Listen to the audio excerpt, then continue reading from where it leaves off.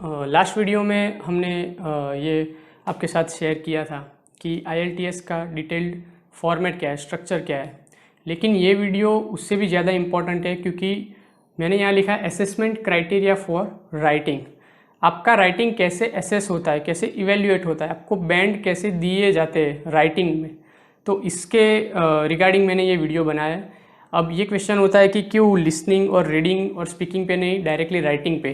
क्योंकि लिसनिंग और रीडिंग आपका one type of OMR checking होता है जो कंप्यूटराइज होता है, तो उसमें उतना कुछ समझने वाला है नहीं, उस पर डायरेक्ट हमको प्रैक्टिस ही करनी है। लेकिन ये जो स्किल है राइटिंग और स्पीकिंग की, उसमें हमको समझना पड़ता है कि कैसे वो लोग आपको इवेल्युएट करते हैं। और अगर ये वीडियो आपने स्किप किया तो अगर आप इंग्लिश में अच्छे हो और आपने मेहनत भी की है, फिर भी हो सकता है कि आपके बैंड कम आए। बैंड डिस्क्रिप्टर के अनुसार ही आप जब फॉलो करते हो तो आपके उस हिसाब से वो लोग बैंड देते हो। उनको भी कुछ रूल्स फॉलो करने पड़ते हैं कि अगर आपने ये फॉलो किया है तो आपके 7 बैंड आएंगे, अगर इतना कुछ फॉलो किया है तो 8 बैंड आएंगे, इतना कुछ मिसिंग है तो 6 बैंड देंगे। तो उसको कहते हैं बैंड डिस्क्रिप्टर। वो वीडियो के एंड में अलग से समझाऊंगा क्योंकि उसका जो इमेज है वो फुटेज में सेट नहीं हो रहा था। अभी यहाँ हम चलते हैं। यहाँ मैंने लिखा है how to calculate overall band score. तो कुछ स्टूडेंट को कन्फ्यूजन होता है कि मेरे इतने बैंड थे फिर भी मेरे ओवरऑल क्यों लो आए, ये क्वेश्चन होता है। तो पहले आप समझ लीजिए कि आपका ओवरऑल बैंड स्कोर कैसे कैलकुलेट होता है। यहाँ मैंने एग्जाम्पल दिया है कि मान लो किसी स्टूडेंट का नाम जैसल है और 4 मॉड्यूल में उसके मैंने लिखा है कि X, Y, Z और W। मान लो हमने रैंडमली लिया है, इतना कुछ बैंड स्कोर आया, तो उसका ओवरऑल कैसे होता है कि चारों का समेशन डिवाइड बाय 4। ये सिंपल कैलकुलेशन है और जो आंसर आएगा उसका ओवरऑल बैंड स्कोर होगा। अब मान लो नील को 4 मॉड्यूल में 6 बैंड आते हैं, तो सिंपल है, उसका ओवरऑल बैंड स्कोर आ गया 6। अब प्रवीण को लिसनिंग में 7 आता है और बाकी 3 मॉड्यूल में 6 आते हैं, तो उसका ओवरऑल हो गया 6.25। लेकिन सॉरी, उसका कैलकुलेशन हो गया 6.25 एवरेज उसका, लेकिन उसका ओवरऑल बैंड स्कोर हो जाएगा 6.5। ऐसा क्यों? उसका आया था 6.25 फिर भी बाकी का उसको क्यों बढ़ गया? क्योंकि ये रूल्स होता है आइल्स का कि आपको जो बैंड दिए जाते हैं वो 0.5 में इंक्रीज होते हैं। मतलब कि 6, उसके बाद डायरेक्टली 6.5, उसके बाद 7, उसके बाद 7.5। तो अगर आप उसका मिड वाला मतलब बीच वाला थ्रेशोल्ड पे आ जाते हो या उसको क्रॉस कर लेते हो तो आपका वो फिगर ले लेगा आगे की। यहाँ देखो 6, 6.5, उसका बीच वाला हुआ 6.25। अगर आप ये वाला स्कोर या उससे थोड़ा भी आगे निकल जाते हो तो आपका ऑटोमेटिकली वो आगे वाला ले लेगा, मतलब 6.5।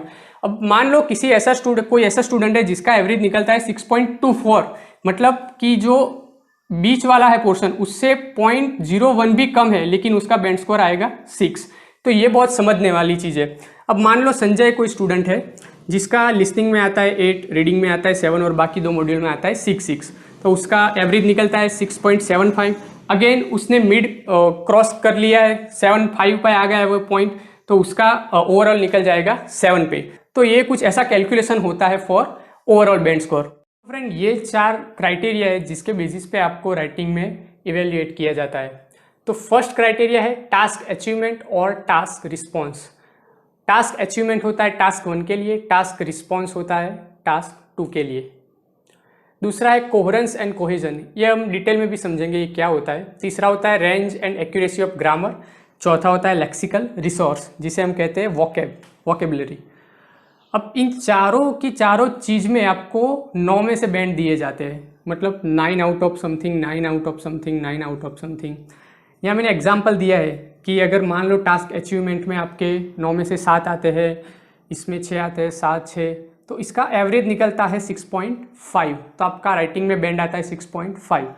अब हम समझेंगे कि डिटेल में ये क्या चीज़ है, इसको कैसे डिवाइड किया जाता है। ये है अपना first part, task achievement and task response. Task achievement होता है टास्क 1 के लिए, जो कि जनरल के लिए होता है लेटर, एकेडमिक के लिए होता है charts, bar graph and pi graph और वो सब होता है। टास्क रिस्पॉन्स होता है टास्क 2 के लिए, जो कि होता है ऐसे, वो दोनों में कॉमन होता है इसलिए वो कॉमन रहेगा, ये डिवाइड होगा। अब बात करें लेटर की, तो अपनी स्क्रीन पे आपको दिख रहा होगा कि मैंने एक लेटर का पिक्चर रखा हुआ है, आप उसे पढ़ना और बॉटम में देखना कि 3 बुलेट पॉइंट दिए हुए हैं, तो उसके बेसिस पे ही आपको बैंड मिलेंगे। पहला है रीज़न ऑफ राइटिंग, क्या आपने अपने लेटर में आप लेटर क्यों लिख रहे हैं, क्या वो ऐसा कुछ मेंशन किया है? दूसरी चीज़, एक्सप्लेन ऑल द पार्ट्स, वो तीनों पार्ट क्या आपके लेटर में कवर हुए हैं? अगर हुए तो किस हद तक आपने कवर किए, प्रॉपर कवर किए या नहीं किए, उसके बेसिस के आपको बैंड मिलेंगे। तीसरा है प्रॉपर टोन।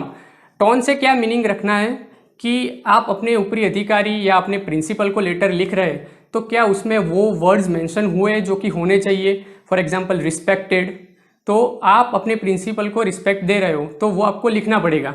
आप अपने फ्रेंड को लेटर लिख रहे हो तो आपको उस वर्ड में जाना पड़ेगा। तो वहाँ आपने क्या वर्ड यूज़ किया है वो सब कुछ मैटर करता है। अब बात आती है एकेडमिक पे। तो एकेडमिक में सबसे पहला पॉइंट है लॉजिकली समराइज की फीचर्स इन 150 वर्ड्स। क्या आपने आपके चार्ट या ग्राफ या पिक्चर के सभी की फीचर को लॉजिकली समराइज किया है? मतलब कि आपने जो भी कुछ लिखा है उसका क्या कुछ लॉजिकली मीनिंग बनता है। दूसरी चीज़ प्रॉपर डेटा, क्या आपको जो डेटा दिया हुआ है उसका आपने एनालिसिस करके उसको डिस्क्राइब किया है या नहीं किया है। और तीसरा है सिग्निफिकेंट ट्रेंड, अगर आपके लाइन ग्राफ में या पाई चार्ट में कुछ ऐसा है जो आपको आई कैचिंग लगता है और सबसे मोस्ट इम्पॉर्टेंट पार्ट है तो वो क्या आपने सिग्निफिकेंट ट्रेंड को शो किया है। अगर आपने ये चीज़ की है तो कितनी सही की या कितनी गलत की उसके बेसिस पे आपको बैंड मिलेंगे फॉर टास्क 1। बात आती है टास्क 2, मतलब कि ऐसे की। तो ऐसे में फर्स्ट पॉइंट है how correctly you address the questions. Screen पे मैंने एक ऐसे सैम्पल ऐसे लिखा हुआ है जो कि आपको एग्जाम में आएगा। तो उसमें अगर आप पूरा ऐसे पढ़ेंगे तो at the end of the question आपको कुछ पूछा गया है कि, और क्वेश्चन मार्क करके कि या ये सही है या गलत है या कुछ ऐसा है, कुछ क्वेश्चन आपको किया गया होगा। वो एक भी हो सकता है, दो भी हो सकते हैं या तीन भी हो सकते हैं। उसके डिपेंड पे क्या आपने उसको करेक्टली एड्रेस किया है, क्या उसका सही आपने आंसर दिया है सब चीज़ का।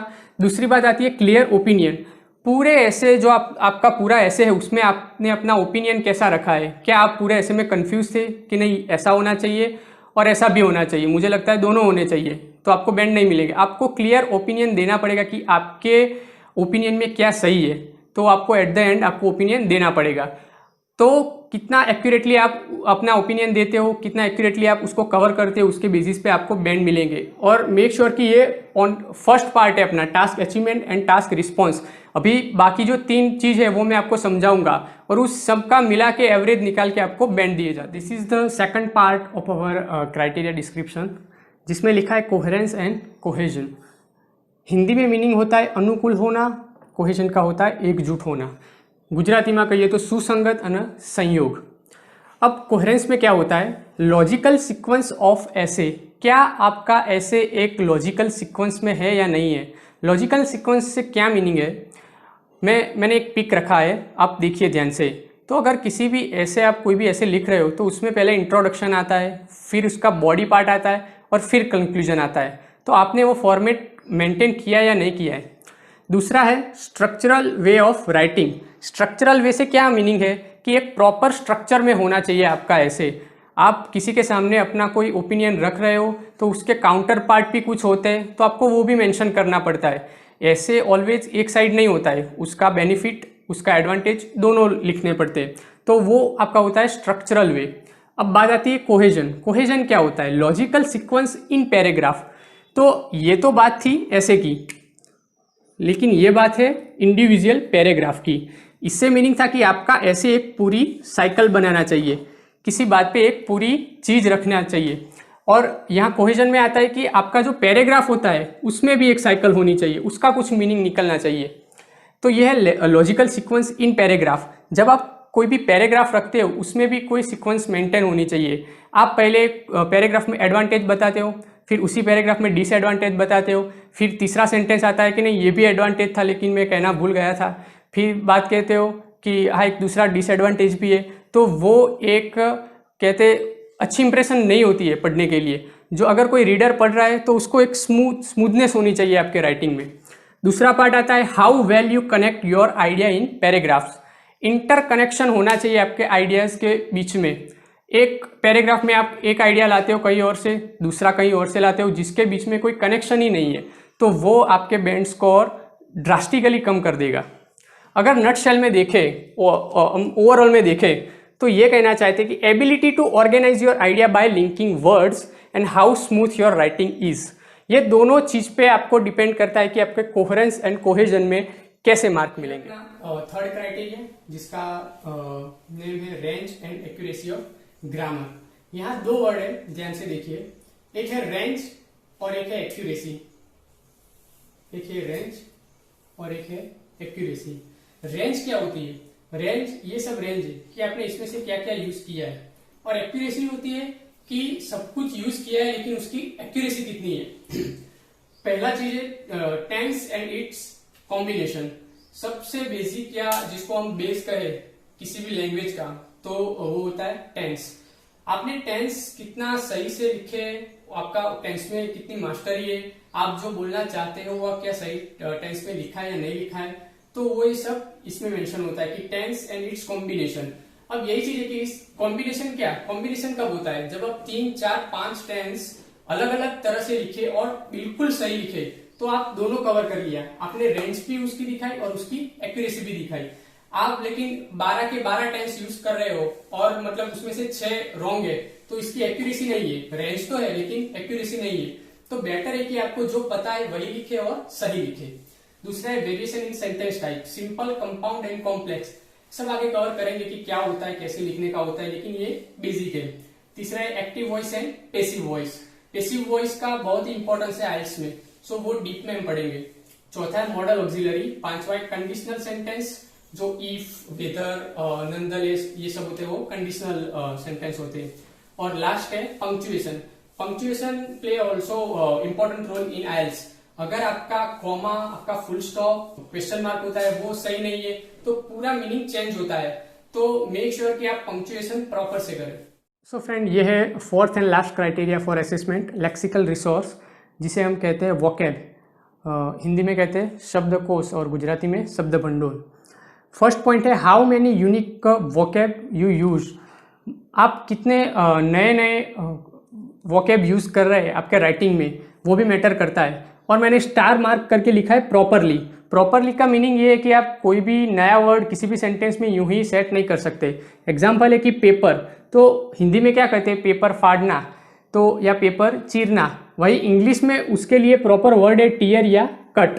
उसके जगह हम ब्रेक को भी तोड़ना ही कहते हैं, लेकिन वो पेपर के लिए यूज नहीं किया जाता। दूसरा है रेंज ऑफ वोकैब। आप एक ही पैराग्राफ में अगर एक ही चीज बार बार लिख रहे हैं, जैसे कि अर्थ है, किसी एनवायरनमेंट के टॉपिक पे आपको लिखना है और इसकी जगह पे आप अर्थ यूज कर रहे हैं, और एक ही पैसेज में आप 5-6 बार अर्थ लिख रहे हैं, तो उसका मीनिंग ये है कि आपको अर्थ के सिनोनिम्स पता ही नहीं है। अर्थ को ग्लोब भी कहा जाता है, उसके चीज पे आप ग्लोबल भी यूज कर सकते हो, एंटायर वर्ड भी यूज कर सकते हो। तो आपके पास कितनी सारी रेंज है किसी एक ही वर्ड के लिए, वो भी आपको यहाँ दिखाना पड़ेगा। तीसरी है यूज सिनोनिम्स। अभी मैंने बात की कि अर्थ के जगह पे आप कौन से सिनोनिम्स यूज कर सकते हैं। चौथा है डू पैराफ्रेज। पैराफ्रेज का मतलब एक ही सेंटेंस को आप पैसिव में लिखिए, इन स्पीच उसकी चेंज कीजिए, या वो वर्ब, एडवर्ब, एडजेक्टिव उसका प्लेसमेंट करके आप सेंटेंस लिखिए। तो उस तरह से भी आप अपना जो ग्रामर और वोकैब है वो शो कर सकते हैं। लास्ट पॉइंट है यूज एप्रोप्रिएट टोन। टोन का मतलब है कि फॉर्मल, ऐसे आपको फॉर्मल लैंग्वेज में ही लिखना पड़ेगा। लेटर अलग बात थी कि अगर आपको फ्रेंड को लिखना हो तो इनफॉर्मल वर्ड यूज कर सकते हैं, लेकिन ऐसे ऑलवेज फॉर्मल में ही होगा। एग्जाम्पल क्या है कि आप ऐसे में फादर वर्ड यूज कर सकते हैं मगर डैडी वर्ड यूज नहीं कर सकते क्योंकि वो इनफॉर्मल इंग्लिश है। तो ये थे चारों के चारों क्राइटेरिया जो कि आपको ध्यान में रखने हैं। अभी मैं बैंड डिस्क्रिप्टर की मदद से आपको समझाऊंगा कि अगर आपको 7 बैंड लाने हैं तो क्या फॉलो करना पड़ेगा, और अगर आपको 6 बैंड आए तो आपने क्या क्या किया होगा, तब आपको 6 बैंड आएंगे। लेकिन फ्रेंड्स, ये वीडियो बहुत शेयर करिए अगर आपके फ्रेंड सर्कल में कोई ऐसा स्टूडेंट है जो कि आइल्स की प्रिपरेशन कर रहा है, और इवन किसी IELTS किसी ने दे भी दिए तो उसको वहाँ जाके PR के लिए फिर से देनी पड़ेगी। तो ये वीडियो बहुत इंपॉर्टेंट है। और अगर आपको नॉलेज मिला है then please like, share and subscribe my channel. Okay, thank you.